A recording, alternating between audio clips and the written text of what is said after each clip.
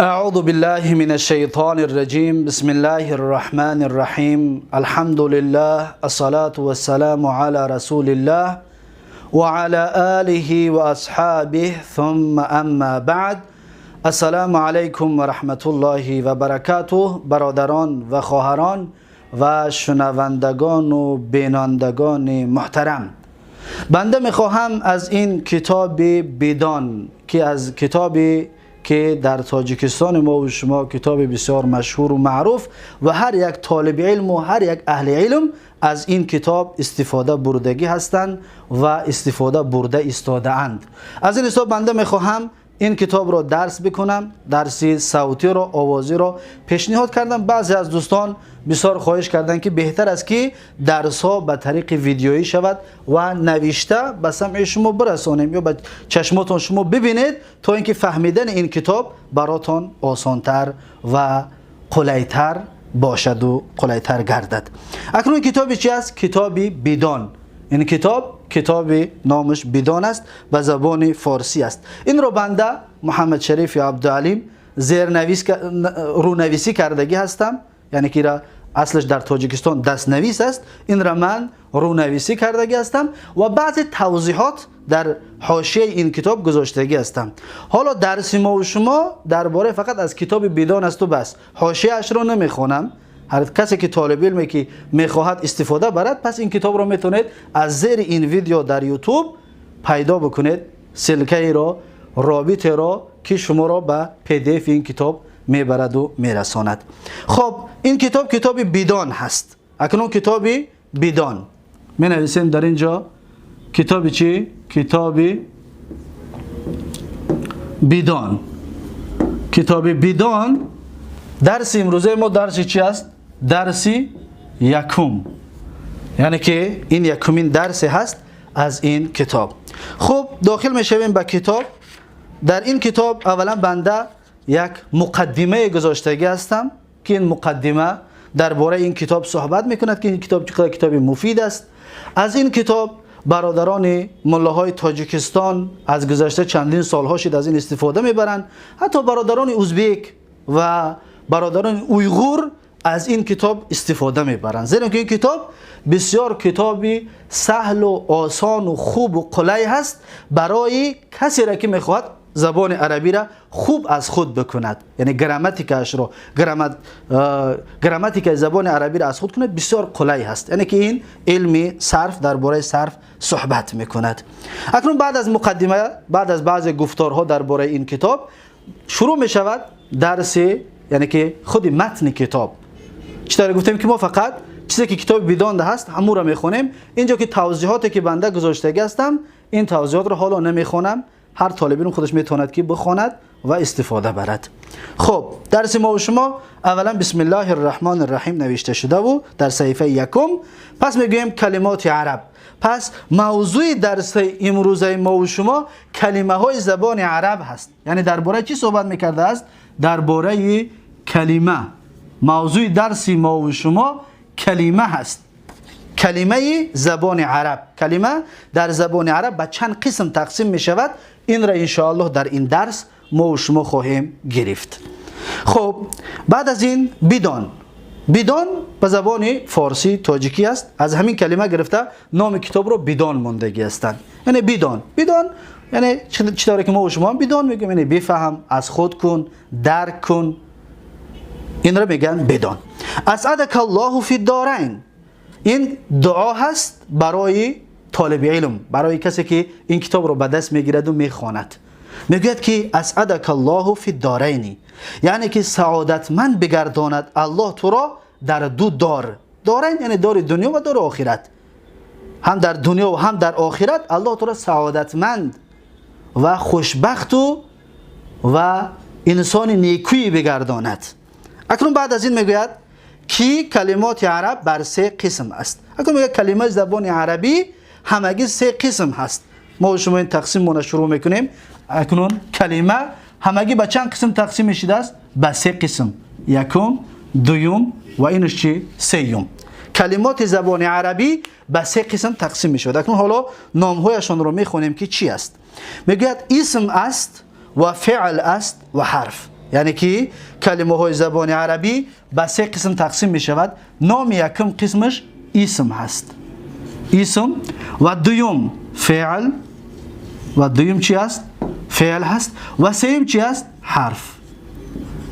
این انواع چی است؟ انواع کلمه های زبان عربی. پس ما قرآن را، سنت را، کتاب های حدیث را و تمام کتاب های عالم را، هر عرب را گوش کنیم، کلمه هاش از همین سه قسم بیرون نیست. یعنی در تمام عموم گپ زدگیش عرب یا اسم استفاده میبرد یا فعل یا حرف، یا که تمام استفاده بردگی عرب اسم و فعل حرف است و بس، از این بیرون نیست. اکنون یک تا یک تیره ما و شما باید مثالش بگیریم که اسم یعنی چی، فعل چی و حرف چی. صاحب کتاب میگه اسم همچون رجلون، میگه که اسم مانند چی است؟ مانند رجلون. ببینید رجلون کلمه چی است؟ زبان عربی است. رجلون، رجلون. فعل همچون ضربه، فعل مانند چی بوده است؟ مانند ضربه، ضربه. و حرف مانند چی است؟ من. صاحب کتاب دو مثال آوردگی است، من و چی؟ عن، من و عن. اکنون این کلمه ها چی هستند؟ ببینید این رجلون، این چی است؟ اسم هست. ببین در راستی چی آوردیم؟ اسم. اسم. فعل مانند چی است؟ ضربه، ضربه. حرف مانند چی است؟ من و عن. ببینید من و عن. این هست درس امروزه ما و شما. درس امروزه ما و شما عبارت یا موضوع درسمون همین است و بس. بعد از این دقت بتید اکنون کتاب بدان درس اول ما و شما درباره چی صحبت میکند؟ درباره کلمه، کلمه های زبان عربی. کلمه های زبان عربی به چند قسم تقسیم میشوند؟ به سه قسم. به سه قسم. یکم قسم چی بوده است؟ اسم. اسم مانند چی؟ مانند رجلون. رجلون معنیش مرد. بچه‌ها که ما شما مرد میگیم به عربی چی میشود؟ رجلون. پس رجلون معنیش چی بوده است؟ مرد. مرد این اسم هست.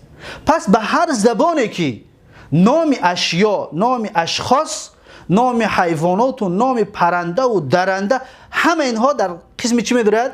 در قسم اسم می‌دراید. یکم قسم کلمه. دوم قسم کلمه چی بوده است؟ فعل. فعل. ببینید فعل. فعل مانند چی است؟ ضربه. ضربه معنیش زد، وی مرد در زمان گذشته. ضربه این فعل هست. ضربه دو چیز را در بر میگیرد. اسم یک چیز را در بر میگیرد. این را هم بنویسیم به خاطر فایده و در آینده اینها بسیار مفید است. رجلون یک چیز دارد. اون چی است؟ یک چیز دارد. اون چی است؟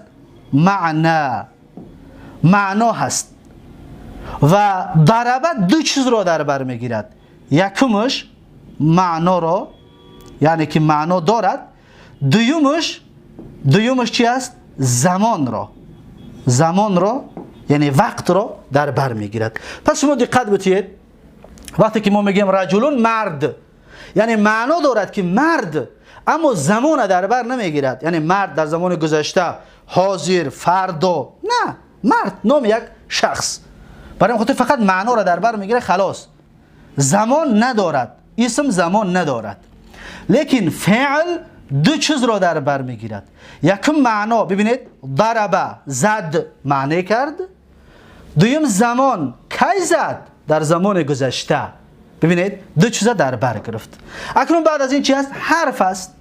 حرف نه با تنهایی معنا را در بر میگیرد، نه زمان را. این حرف معناش با ما بعدش معین می شود. یعنی با تنهایی معنا ندارد.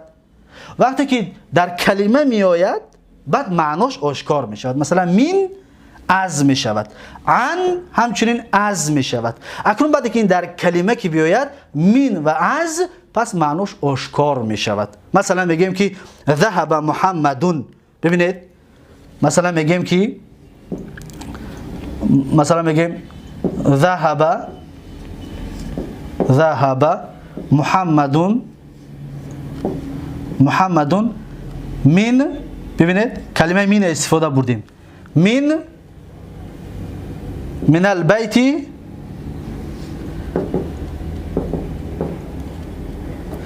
من البيت